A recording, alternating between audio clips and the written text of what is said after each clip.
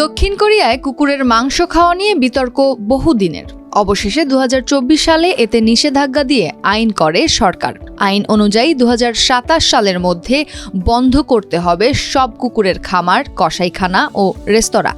এই সিদ্ধান্তকে স্বাগত জানান অনেকেই, কিন্তু বড় প্রশ্ন হয়ে দাঁড়িয়েছে এই মুহূর্তে খামারগুলোতে যে প্রায় 5 লাখ কুকুর রয়েছে, তাদের ভবিষ্যৎ কি?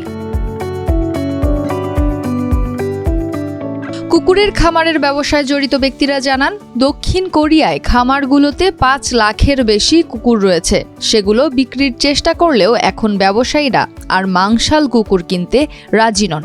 এর পরিবর্তে গৃহপালিত পশু হিসেবে লালন পালনের উপযুক্ত ছোট কুকুরের চাহিদা বাড়ছে। কুকুরের বাঁচার অধিকার নিশ্চিতে কাজ করছেন উদ্ধার কেন্দ্রে নিয়োজিত ব্যক্তিরা। দক্ষিণ কোরিয়ায় উদ্ধার কেন্দ্রগুলো ইতোমধ্যে কুকুরে পরিপূর্ণ। কোনো উদ্ধার কেন্দ্রে সক্ষমতার চেয়ে বেশি কুকুর রাখতে হচ্ছে। ফলে কুকুর স্থানান্তর করা বা পুনর্বাসনের ব্যবস্থা করা প্রায় অসম্ভব কাজ হয়ে দাঁড়িয়েছে।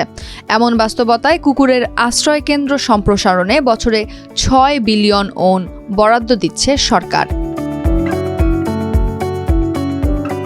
এই পরিস্থিতিতে বহু কুকুরের ভবিষ্যৎ হয়ে উঠেছে আরও মর্মান্তিক। বিশেষজ্ঞরা বলছেন, কুকুরগুলোকে বাঁচানোর বদলে ওষুধ দিয়ে প্রাণনাশের উদ্যোগ নেওয়া যেতে পারে।